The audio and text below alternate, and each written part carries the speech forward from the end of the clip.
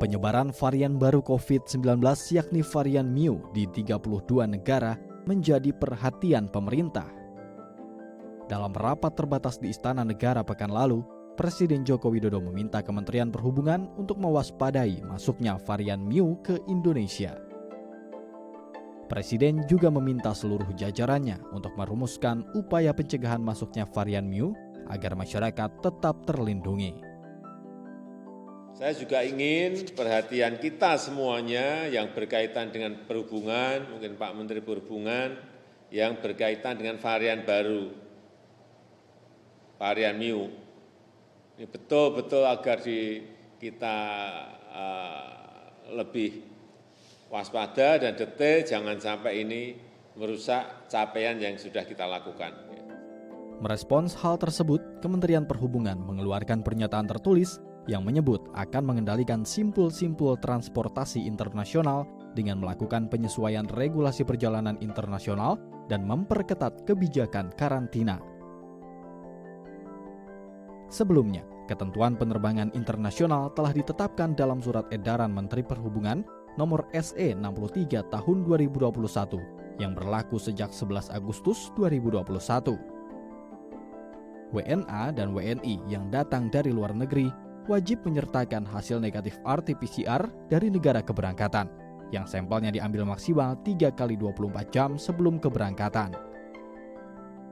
Lalu saat tiba di Indonesia, penumpang wajib melakukan tes ulang PCR dan menjalani karantina selama 8 kali 24 jam. Secara khusus, hanya WNA yang melakukan perjalanan dengan skema perjanjian bilateral atau mendapatkan izin khusus secara tertulis dari kementerian atau lembaga yang boleh masuk ke Indonesia. WNA yang datang ke Indonesia pun wajib menunjukkan vaksinasi dosis lengkap. Jika belum melakukan vaksinasi COVID-19, setibanya di Indonesia, WNA akan divaksin di tempat karantina. Sementara itu, Kementerian Kesehatan memastikan varian baru virus corona asal Kolombia tersebut belum terdeteksi di Indonesia. Kementerian Kesehatan terus mengawasi penyebaran varian virus ini dengan menggunakan pemeriksaan whole genome sequencing yang mayoritas sampelnya diambil dari WNA dan WNI yang tiba dari luar negeri. Semakin banyak kasus ini berkembang dan semakin lama pandemi ini berlangsung, maka virus itu akan melakukan modifikasi dan melakukan mutasi. Salah satu mutasi selain varian Delta yang baru saja kita alami, sekarang sudah ada varian Mu. Varian Mu ini terjadi di Kolombia, tetapi kelihatannya berdasarkan yang concern pada varian Mu ini adalah bahwa varian Mu ini secara laboratorium itu mempunyai resistensi terhadap kondisi vaksin. Karena itu perlu diperlukan, tapi dalam konteks laboratorium, tidak dalam konteks epidemiologis. Tetapi penyebarannya tidak sehebat penularan dari varian Delta.